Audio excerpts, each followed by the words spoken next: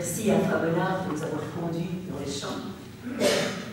Alors ce matin, je vais vous bousculer un petit peu, je m'en excuse par avance. Je voudrais partir avec vous sur les traces d'un sage dont la pensée est loin d'être traditionnelle et conventionnelle. Son œuvre fait partie de ce qu'on appelle la littérature de sagesse. Et ce sage pose un regard sur notre monde et sur la vie sans concession. Mais il fait cela avec beaucoup de recul et de sang-froid, et puis il en tire le meilleur parti. Une attitude qui, vous en conviendrez avec moi, est la marque des grands sages. Alors je ne sais pas si vous avez une idée de qui il s'agit. C'est un sage qui se trouve dans la Bible. Ça restreint déjà le... J'entends Gisèle qui me dit l'Ecclésiaste. Bravo Gisèle, effectivement. C'est notre ami l'Ecclésiaste, ou encore Coëlette, d'après son nom hébreu.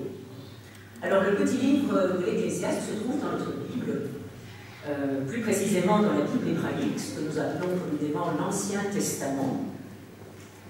Et si ce livre trouve sa place dans la liturgie juive, où il est lu chaque année pour fêter et commémorer la fête de Sukkot, il faut bien constater que dans la liturgie chrétienne, eh bien, ce livre reste plus que marginal, voire même inexistant. Pourtant, sa contribution est inestimable, comme nous allons pouvoir nous en rendre compte. Sans l'Ecclésiaste, la Bible ne serait pas la Bible. Traditionnellement appelé l'Ecclésiaste, ce livre est de plus en plus souvent nommé d'après son titre en hébreu, Coëlette. En hébreu, 4 consonnes. Alors ce nom n'apparaît nulle part ailleurs dans la Bible, et sa signification n'est pas tout à fait certaine. Ce qu'on sait, c'est qu'il est formé sur une racine, la racine tarane, dont le sens, lui, est clair. Assemblée, rassembler, et pour le nom, assemblée. Les traducteurs grecs de la Septante ont donc traduit cela par ecclésia. Et à Athènes, par exemple, l'ecclésia, c'était l'assemblée des citoyens. À la base, ce n'est pas nécessairement religieux. Et ecclésia a donné ecclésiaste, un nom que nous connaissons, c'est-à-dire celui qui parle, l'orateur devant une assemblée. Certains comprennent d'ailleurs aussi celui qui conteste, celui qui dispute devant l'assemblée. Alors, qui est l'ecclésiaste? Qui est Coëlette? D'abord, ce n'est pas un chevreau de l'année, c'est un homme qui a vécu et qui a accumulé de l'expérience. C'est un sage, et quand on lit son petit livre, les mots sage et sagesse reviennent abondamment, plus de 50 fois. Et celui qui écrit la conclusion du livre dit d'ailleurs à son sujet, chapitre 12, verset 9, « Outre que Coëlette fut un sage, il a encore appris la connaissance au peuple. Il a pesé, examiné à fond et mis en ordre un grand nombre de maximes. » C'est un sage, c'est aussi un vrai philosophe, dans le sens premier du terme, un ami de la sagesse. Il connaît les bienfaits, mais il connaît aussi les limites de la sagesse humaine, capable de réfléchir sur le sens de la vie, mais incapable de résoudre tout. Et il va même dénoncer une certaine sagesse qui aurait réponse à tout. Et quelque part, il rejoint là le grand Socrate, qui disait que finalement, la seule chose qu'il savait, c'est qu'il ne savait rien. Sa sagesse n'est pas spéculative. Il n'est pas du genre à lancer des plans sur la comète et à inventer des choses. Non, c'est une sagesse pratique et pragmatique, qui a pour but de nous enseigner un art de vivre au mieux. Et puis, dans un passage important du livre, dont il nous a été lu un extrait tout à l'heure, il endosse la figure royale. Et dans cette figure, la tradition a reconnu le roi Salomon, le roi présumé sage. Et nous reviendrons sur l'intérêt de cet élément dans quelques instants. Il faut reconnaître que Coëlette a la réputation d'être un pessimiste, et je ne voudrais pas le contraire. Lire son livre n'est pas des plus drôles, mais rassurez-vous, avec son livre, il ne vous offre pas la corde pour aller vous convaincre. N'ayant bien, je parierais que l'Ecclésiaste n'est pas votre livre préféré dans la Bible. Si, je parierais aussi que le soir, vous ne vous endormez pas avec lui pour faire de beaux rêves. Si, non plus. Voilà. Alors, franchement, il y a des textes dans la Bible qui sont plus positifs que celui-là. Et surtout, plus religieux. Alors pourquoi choisir l'Ecclésiaste pour une méditation? Eh bien parce qu'en le lisant, on pourrait croire qu'il a été écrit de nos jours. L'Ecclésiaste est un livre intemporel, il traverse les âges, et en même temps, il est d'une actualité brûlante. Dans une société comme la nôtre, qui, il faut bien le reconnaître, est caractérisée par un certain désenchantement, par du pessimisme, et aussi par le mal de vivre. Ce livre peut donc toucher de plein fouet les hommes et les femmes de notre société, mais aussi chacun et chacune d'entre nous.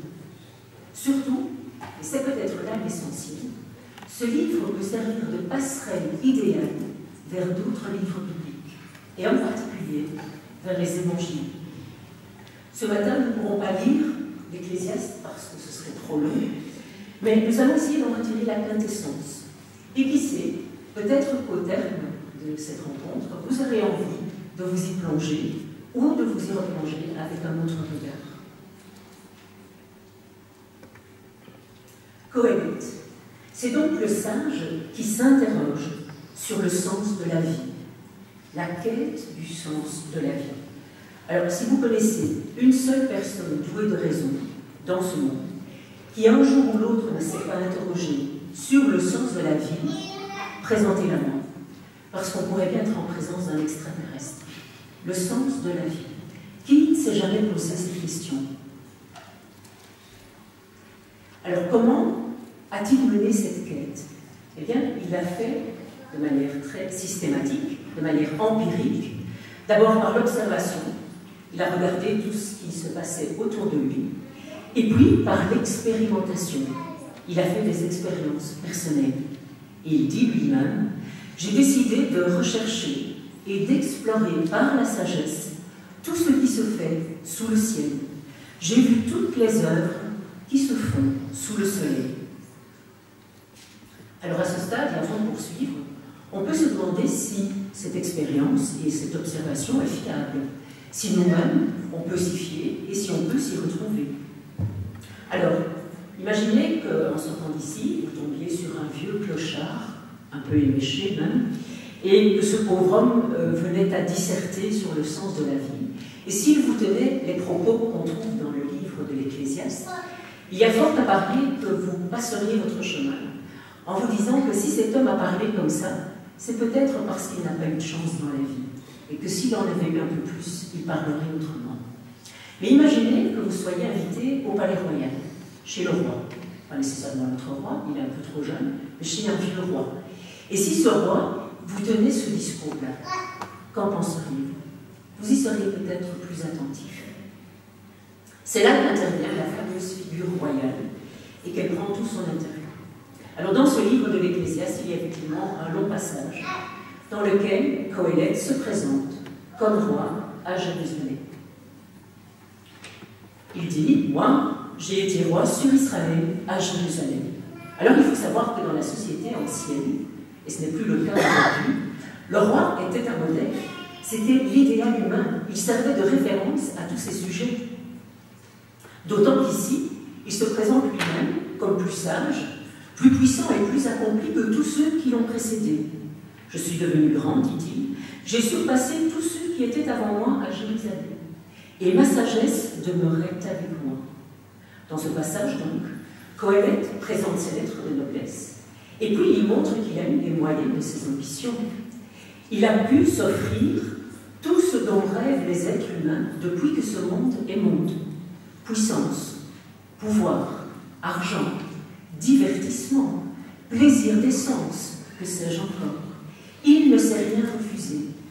Tout ce que mes yeux ont réclamé, dit-il, je ne les en ai pas privés. Je n'ai refusé aucune joie à mon cœur. Mais au final, rien de tout cela n'a étanché sa soif, ni rempli son cœur. Son regard sur tout ce qui fait courir et fantasmer les gens est d'autant plus navrant, presque consternant. Fumée et poursuite du vent. Coëlette fait voler en éclats le miroir aux alouettes. Je voudrais revenir avec vous sur les deux textes qui ont été lus tout à l'heure. Nous allons les relire rapidement ensemble et en tirer quelques éléments importants pour nous. Le premier se trouvait donc dans l'Évangile selon Luc, au chapitre 12, les versets 16-21, c'est la fameuse parabole du riche insensé. Jésus leur dit une parabole. Il y avait un homme riche dont la terre avait bien rapporté, et il se demandait, que vais-je faire, car je n'ai pas où rassembler ma récolte. Puis il se dit, voici ce que je vais faire. Je vais démolir mes greniers, j'en bâtirai de plus grands, et j'y rassemblerai tout mon blé et mes biens. Et je me dirai à moi-même, te voilà avec quantité de biens en réserve pour de longues années. Repose-toi, mange, bois, fais bombance. Mais Dieu lui dit, insensé, cette nuit même, on te redemande ta vie. Et ce que tu as préparé, qui donc l'aura? Et Jésus conclut la parabole. Voilà ce qui arrive à celui qui amasse un trésor pour lui-même, au lieu de s'enrichir auprès de Dieu. Deuxième texte, dans le livre de l'Ecclésiaste, donc chapitre 1er, verset 12, et puis surtout, chapitre 2, les versets 4 à 11. Moi, Coëlette, j'ai été roi sur Israël, à Jérusalem. J'ai fait de grandes choses. Je me suis bâti des maisons. Je me suis planté des vignes. Je me suis fait des jardins et des parcs, et j'y ai planté toutes sortes d'arbres fruitiers. Je me suis fait des réservoirs pour arroser de l'Euro, une pépinière de jeunes arbres. J'ai acheté des esclaves et des servantes, et leurs fils nés dans la maison. J'ai possédé du gros bétail et du petit bétail en abondance, plus que tous ceux qui étaient avant moi à Jérusalem. J'ai aussi amassé de l'argent et de l'or, de précieux trésors des rois et des provinces. J'ai acquis des chanteurs et des chanteuses, et, délices des hommes, beaucoup de femmes. Je suis devenu grand. J'ai surpassé tous ceux qui étaient avant moi à Jérusalem. Et ma sagesse demeurait avec moi. Tout ce que mes yeux ont réclamé, je ne les en ai pas privés. Je n'ai refusé aucune joie à mon cœur, car mon cœur se réjouissait de tout mon travail. C'est la part qui m'est revenue de tout ce travail. Et moi, je me suis retournée vers toutes les choses que mes mains avaient faites, le travail pour lequel j'avais tant peiné. Tout n'est que futilité et poursuite du vent. Il n'en résulte aucun avantage sous le soleil. Je ne sais pas si vous l'avez remarqué, mais des tas de choses réunissent les deux hommes dans ces histoires. À commencer par leur situation plutôt enviable. L'un est riche propriétaire, l'autre est un grand roi. Chacun d'eux peut s'offrir tout ce qu'il veut et vivre la belle vie. Qui n'a jamais rêvé de se trouver dans pareille situation? D'autres choses les réunissent aussi. La soif d'avoir, de posséder, d'accumuler toujours plus. Leur égoïsme et leur égocentrisme, les deux textes sont truffés de je, me et moi. Le riche insensé a accumulé un trésor pour lui-même, et le roi s'est offert à lui-même tout ce qu'il pouvait désirer. Pourtant, une différence majeure les sépare tous les deux. Le riche n'a pas le temps de profiter de tout ce qu'il a accumulé. Le jour où il décide d'enfin profiter de la vie, patatras, il est rattrapé par la mort. Mais l'Ecclésiaste, lui, il a eu le temps de bien profiter. Il a vraiment pu en profiter. Et en définitive, qu'en retient-il? Fumée et poursuite du vent. Dès lors, la conclusion de la parabole du riche insensé prend encore plus de relief. Voilà ce qui arrive à celui qui amasse un trésor pour lui-même au lieu de s'enrichir auprès de Dieu. Mais revenons à l'Ecclésiaste. Alors le moins qu'on puisse dire, c'est que quand on ouvre le livre, on n'a pas de surprise. L'Ecclésiaste ne tourne pas autour du pot. Il annonce d'emblée la couleur. Chez lui, pas de suspense, pas d'excès de diplomatie non plus, puisqu'il n'avait pas l'intention de ménager, il ne met pas de gants. Son constat, il est clair comme de l'eau de roche. Et il cerne son œuvre. Introduction égale conclusion. Et ce constat, il se résume à une maxime que vous connaissez tous. Mais je vous l'affiche quand même. Vanité des vanités, dit Coëlette, vanité des vanités, tout tout est vanité. Introduction. Vanité des vanités, dit Qoéleth. Tout est vanité. Conclusion. Alors, si vous êtes un peu attentif, vous aurez remarqué que la conclusion est adoucie par rapport à l'introduction. Ça doit nous mettre la puce à l'oreille et on y reviendra tout à l'heure. Alors, vanité. En hébreu, Hebel. Hebel, c'est ce qui est fumée, vapeur, haleine, buée, souffle. Cela se dit donc de quelque chose qui est léger, inconsistant, fugace, éphémère, vide ou creux.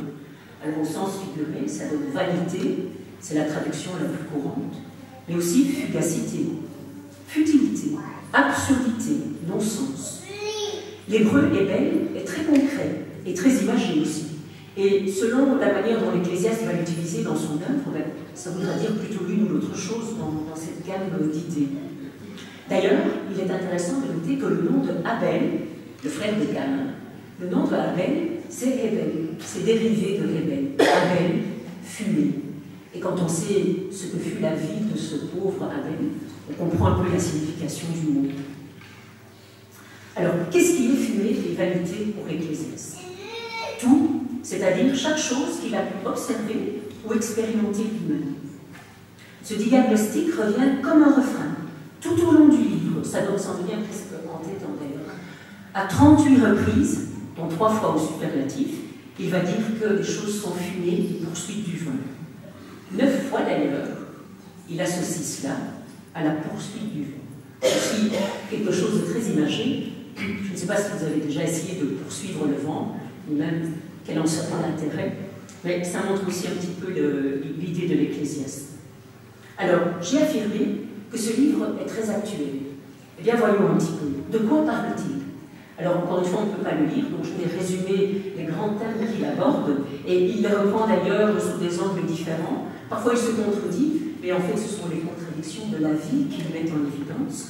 De quoi parle-t-il? Et est-ce que les sujets dont il parle, eh bien, ça nous parle aussi? Est-ce que ce sont des choses actuelles? Ce monde, dit-il, est rempli d'injustice. Il est rempli de méchanceté, de violence, d'oppression. Est-ce que c'est actuel?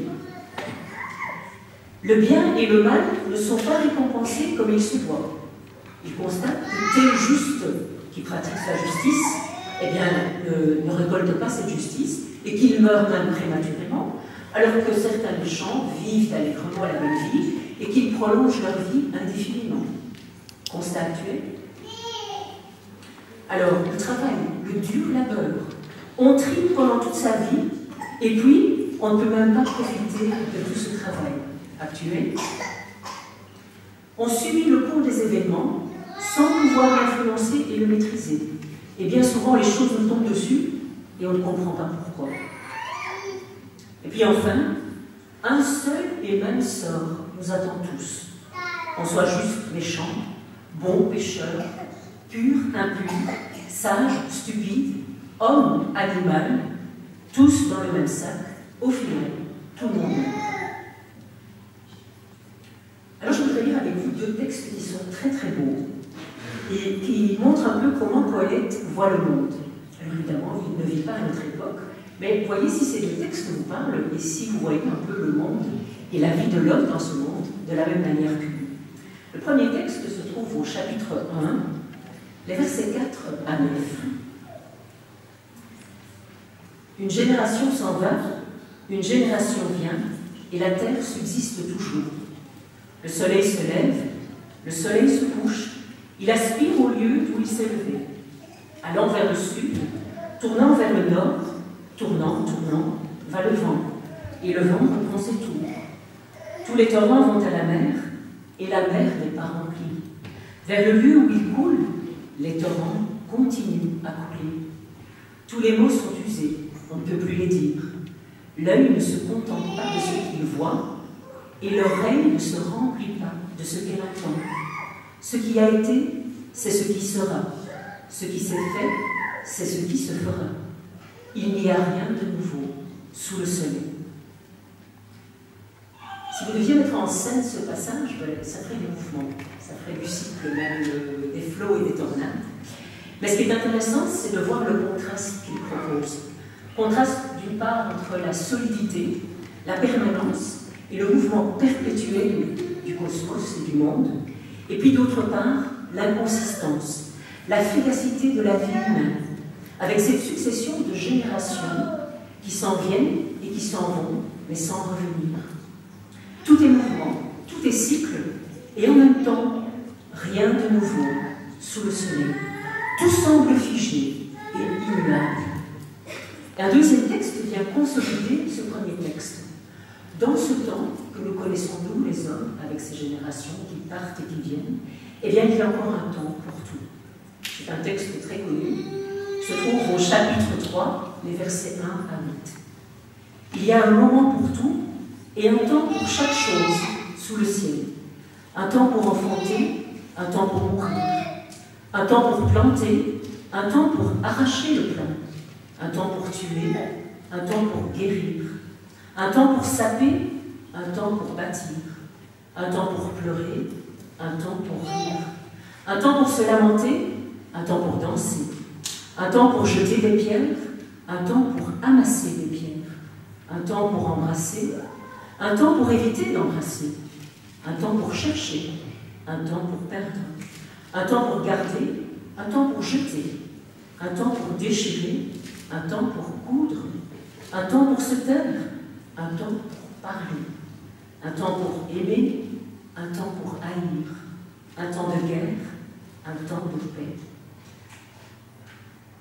Peut-être que dans vos Bibles, le marquage est fait, mais dans le texte original, les versets 2 à 8, c'est un poème, c'est de la poésie. Et quand dans la Bible, dans un texte normal, dans de la prose, on trouve de la poésie, c'est que l'auteur a voulu dire quelque chose de spécial. C'est une manière d'intensifier les choses, de mettre l'emphase sur ce qu'il veut dire, et bien souvent d'y mettre un accent dramatique. Et effectivement, on sent ici un peu le côté dramatique de la vie.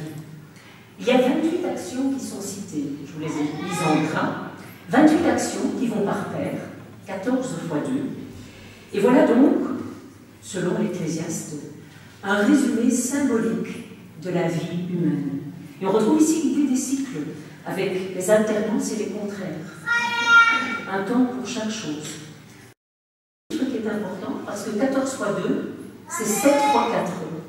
Et vous connaissez l'importance de ces deux chiffres dans la Bible, 7 fois 4. 7, c'est le chiffre accompli. C'est le chiffre avec lequel tout est dit. Il ne faut rien y ajouter. Et 4, c'est le chiffre de l'être humain, de l'humanité. Voilà donc symboliquement la vie de l'être humain dans ce temps qui lui est imparti. Notez bien que Coëlette n'est pas en train de dire que c'est bien ou mal. Il n'émet pas un jugement de valeur. Il observe les choses et il dit qu'elles sont comme ça.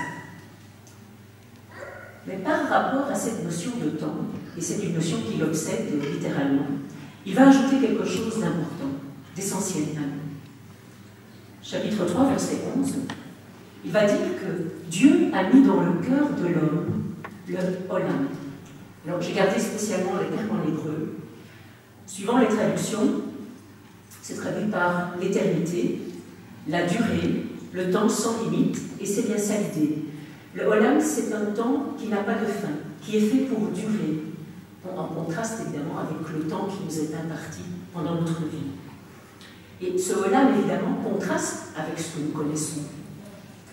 Mais dans ce temps que nous connaissons, eh bien, il y a un temps pour mourir.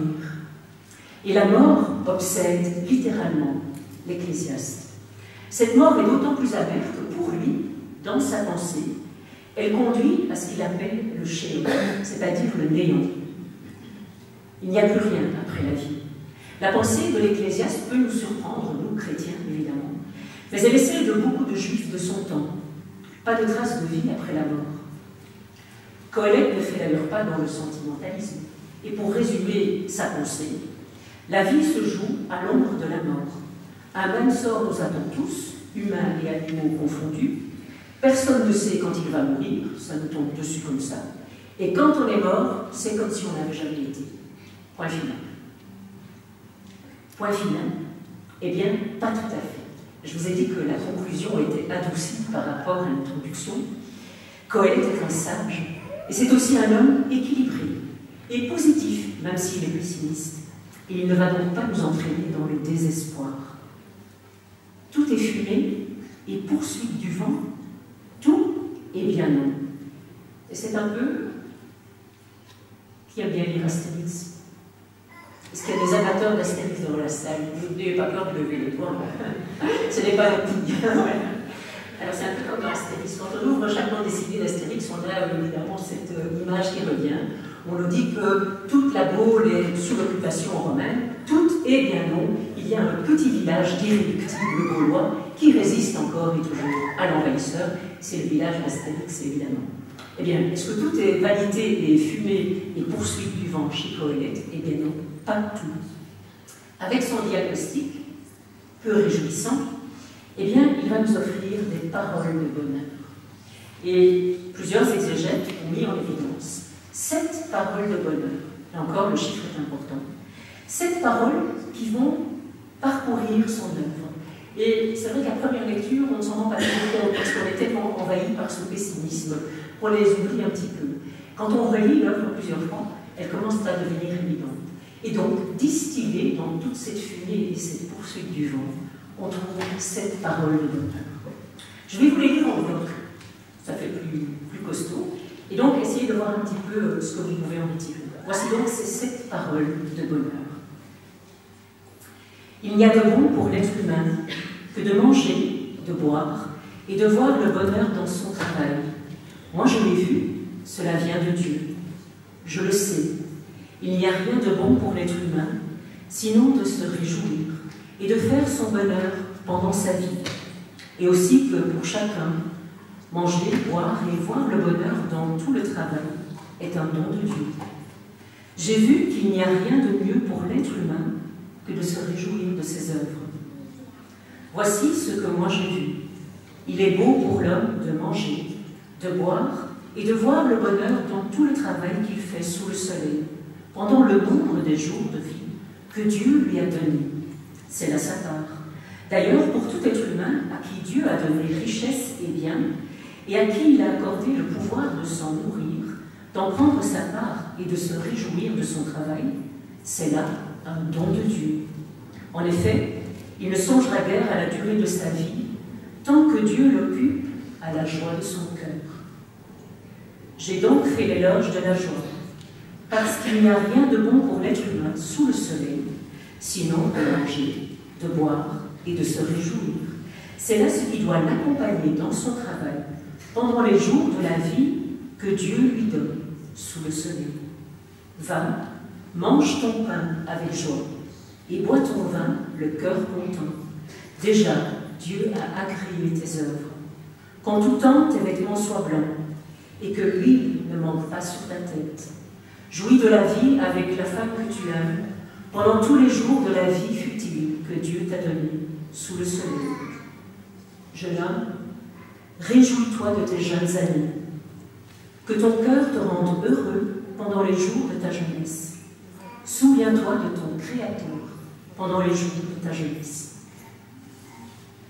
Alors, je vous ai facilité la tâche en mettant en gras certains mots, des mots essentiels qui reviennent, eux aussi, comme des refrains, pour contrebalancer toute cette fumée et cette poursuite du vent. Alors, ces mots, c'est bon, beau et bonheur. Alors, je ne vous fais pas un dessin, c'est le mot tov, le tov en hébreu. C'est le tov de la création, où il nous est dit que tout ce que Dieu a créé, c'est bon, et même très bon. Et si c'est bon, c'est source de bonheur pour nous. Le mot qui revient aussi, c'est le mot don, c'est-à-dire cadeau, c'est gratuit. Et ce don, c'est un don de Dieu. Et tout cela nous est donné pour qu'on puisse se réjouir, être heureux. Alors certains vont dire ça en 2 mots, que vous connaissez certainement. Carpe diem, cueille le jour. Coëlette évoque les joies simples et naturelles de la vie. Et il nous invite au contentement, s'en contenter. Alors pas s'en contenter comme on dit de nos jours, ça a pris une connotation très péjorative d'ailleurs. On dit faute de mieux, je m'en contenterai, c'est pas du tout ça. C'est le contentement à l'état pur, être heureux avec ça. Et pourquoi? Parce que ce sont des dons de Dieu. contentement et gratitude. Deux grands oubliés de nos états d'âme actuels. Contentement et gratitude. Carpe diem. Voilà donc le bonheur selon l'Ecclésiaste. Avouez que son programme est plutôt modeste. Mais s'il est modeste, il est à la portée de tous. Pas besoin d'être riche, pas besoin d'être roi, pas besoin d'être puissant ni célèbre, pas besoin de posséder, d'accumuler, d'avoir, mais besoin simplement d'être et de vivre, naturellement. Tout simplement, mais cela ne semble pas si simple que ça. Quand on voit comment les gens se compliquent la vie et comment ils ont du mal à être heureux et à se contenter des petites joies simples que Dieu leur offre. Petite question, je ne veux pas de réponse, c'est pour vous, à l'intérieur de votre cœur. Quelle est la dernière petite joie que vous avez appréciée? Vous l'avez? Si vous devez chercher trop longtemps, ce n'est pas possible. Si vous l'avez, dernière petite joie toute simple, eh bien remerciez, dites merci, don de Dieu. Carpe diem, carpe diem. Alors c'est très bien tout ça. Et Dieu dans l'histoire, direz-vous, parce que quand même, on est là pour parler de Dieu. Est-ce que Dieu se trouve dans le livre de l'Ecclésiaste? Oui, oui, oui. Et abondamment, même, c'est le mot qui revient le plus souvent. Dieu, 41 fois, et une fois le Créateur. Oui, mais qui est le Dieu que connaît l'Ecclésiaste? Le constat que pose l'Ecclésiaste sur la vie, d'abord, ça amène beaucoup de gens à l'athéisme. Franchement, quand on voit comment il décrit les choses, la vie, le monde, etc., beaucoup de gens, à cause de ça, ne croient pas. Ou alors ils deviennent tout à fait sceptiques. Mais lui, ce n'est pas du tout son cas. L'existence de Dieu, il ne la met pas en doute, c'est une évidence pour lui. Mais, à côté de ça, Dieu lui apparaît comme insondable, incompréhensible. Et comme dit l'expression consacrée, les voies de Dieu sont impénétrables. Coëlette ne le comprend pas. Coëlette s'incline. C'est la seule chose qu'il peut faire. Cette puissance qui le dépasse, il ne peut que s'incliner devant elle, même s'il ne la comprend pas. De ce point de vue, il a d'ailleurs un côté un peu stoïcien, même plutôt stoïcien. Mais ce n'est pas le cas d'autres gens dans la Bible. Il y a d'autres personnes qui n'ont pas ce côté stoïcien face à l'incompréhensif. Job, certains psalmistes, un tiers des psaumes sont des psaumes de révolte. Les prophètes qui n'hésitent pas à s'insurger, à se révolter, à interpeller Dieu, à contester avec lui. Ce n'est pas interdit, bien au contraire. J'aime bien penser à Rabbi qui nous dit que celui qui ne conteste pas avec Dieu, eh bien, il lui fait offense, contester avec Dieu. Mais ce n'est pas le cas de Coëlette. Il s'incline, même s'il ne comprend pas. Alors, il y a dans le livre de Coëlette une expression qui nous aide à comprendre son point de vue. Et c'est un point de vue qui est un peu le nôtre aussi. Et c'est l'expression « sous le soleil ». C'est l'expression que j'avais prise comme titre à cette méditation 29 fois. 29 fois dans son petit livre, il va répéter « sous le soleil », c'est-à-dire sous un horizon fermé, limité, confiné. C'est l'horizon humain. On n'en connaît pas d'autres, même si aujourd'hui on va sur la Lune, bientôt sur Mars, même si on reçoit de Hubble de magnifiques photos de notre univers et des informations consternantes. Mais nous sommes dans un horizon limité, purement humain. C'est le seul qu'on peut comprendre. C'est dans cet horizon, évidemment, que l'Ecclésiaste parle. Autre élément, c'est que le Dieu de l'Ecclésiaste, eh bien, c'est toujours l'hébreu Elohim. Elohim, c'est le Dieu de la création. C'est celui qu'on trouve dans le récit de la Genèse. C'est le Dieu au-dessus de la mêlée. C'est le Dieu, on pourrait presque dire, au-dessus de notre soleil. Le Dieu lointain. Et d'ailleurs, à un moment, il va dire « Dieu est au ciel et l'homme est sur terre ». Évidemment, ce n'est pas des indications géographiques, mais c'est pour nous dire qu'entre Dieu et nous, il y a un gouffre, quelque chose de presque infranchissable. En tout cas, c'est comme ça que Coëlette le comprend. Alors, avec le Dieu de l'Ecclésiaste, évidemment, on est loin de Yahvé. Yahvé, c'est le Dieu de l'alliance, le Dieu de la relation avec l'être humain, le Dieu qui se fait comprendre, ou qui commence à se faire comprendre. On est loin aussi de Jésus-Christ, évidemment. Jésus, Emmanuel, Dieu avec nous, Dieu dans la mêlée, Dieu sous le soleil, à nos côtés. Quant à Dieu le Père, évidemment, on n'en parle même pas. Mais alors une question s'impose. Quel Dieu ou quelle facette de Dieu connaissons-nous nous-mêmes? Est-ce que Dieu est pour nous toujours une évidence? Et quelle évidence? Et puis une autre question, évidemment, quelle est notre vision à nous? Est-ce qu'elle se résume aussi à cet horizon que nous connaissons et qui est limité? Ou bien avons-nous élargi notre horizon au-delà du soleil? Rien de nouveau sous le soleil, c'est ce que dit l'Ecclésiaste. Vraiment, n'y aurait-il pas quand même eu quelque chose de fondamentalement nouveau sous le soleil il y a quelques 2000 ans? Alors, vivons-nous sous le soleil à l'ombre de la mort, ou vivons-nous sous le soleil à la lumière du tombeau vide? Au niveau du calendrier chrétien, nous sommes dans un temps spécial. Nous sommes entre Pâques et l'Ascension. C'est le temps des apparitions du Christ ressuscité à ceux qui le connaissaient. Alors il m'a semblé que c'était un temps propice pour relire l'Ecclésiaste. En quoi la résurrection du Christ change-t-elle notre horizon et notre vision des choses, de la vie en général et de la nôtre en particulier? Alors pour moi, et c'est un avis tout à fait personnel, je suis heureuse que l'Ecclésiaste se trouve dans la Bible. Mais chacun de nous peut choisir ce qu'il va en faire. Soit le laisser de côté, soit prendre son courage à deux mains et s'y plonger. Car il faut reconnaître que le regard sans concession qu'il pose sur les réalités du monde et de la vie, eh bien, cela nous oblige aussi à un acte de lucidité et de courage. Il faut affronter ces éléments. Qoélète me semble utile, nécessaire à notre foi, pour que cette foi ne soit pas une pure illusion, ou alors un enchantement affectif ou sentimental, ou encore une utopie. Il est là, au même titre que Job, pour nous aider à mûrir notre foi, pour qu'elle évolue. Et cela demande du courage. Il est plus facile parfois d'avoir une foi naïve.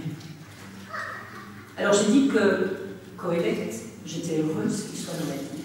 Mais je suis encore plus heureuse qu'il ne soit pas le seul livre de la Bible.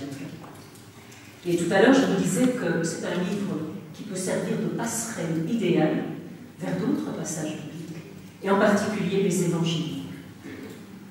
Parce que les évangiles viennent combler ce qui manque à l'Ecclésiaste, et en particulier une dimension essentielle, l'espérance. Il n'y a pas d'espérance chez l'Ecclésiaste. Par sa résurrection, Jésus est venu repousser notre horizon fini, bien au-delà du soleil. Par son incarnation, il est venu nous montrer que la vie a vraiment un sens. Et il est encore venu nous donner les moteurs de cette vie. La foi, confiance, l'espérance, et la plus grande de tous, l'amour. Et à ce sujet, et pour conclure, j'aimerais évoquer la sagesse de l'une de nos contemporains. Elle est décédée en 2008. Elle avait presque 100 ans, à un mois de fêter ses 100 ans. Et je ne crains pas de dire que sa vie à elle fut tout sauf vanité et poursuite du vent. Si je vous dis qu'on la surnommait la petite sœur des chiffonniers, Sœur Emmanuel. Alors Sœur Emmanuel a écrit beaucoup de petits ouvrages. Elle était passionnée et amoureuse du Christ. Et dans un livre qu'elle écrit en 2004, qui s'intitule « Vivre, à quoi ça sert ?», voici ce qu'elle écrit. Mes contemporains sont poursuivis par le non-sens. J'en rencontre souvent qui vivent dans l'inquiétude, l'angoisse, l'insécurité. Souvent désespérés, la vie leur semble une succession chaotique d'instants et d'événements. Comme je les comprends, j'ai connu moi aussi les chemins sans issue, les nuits sans réponse. Qu'ai-je donc à proposer, moi, vieille religieuse de 95 ans? Oh, rien que je l'ai trouvé toute seule. Et le livre se trouve. Et quand on lit ce livre, eh bien, à la question « Vivre, à quoi ça sert ?», elle donne cette réponse. Vivre, ça sert à l'amour. Vivre, ça sert à aimer et à être aimé. Et ça, évidemment, qui sont chrétiens, nous le savions déjà. Alors, puisse ce partage de ce matin autour de l'Ecclésiaste, puisse surtout ces dernières paroles vous accompagner dans votre propre quête de sens de la vie. Amen. Amen.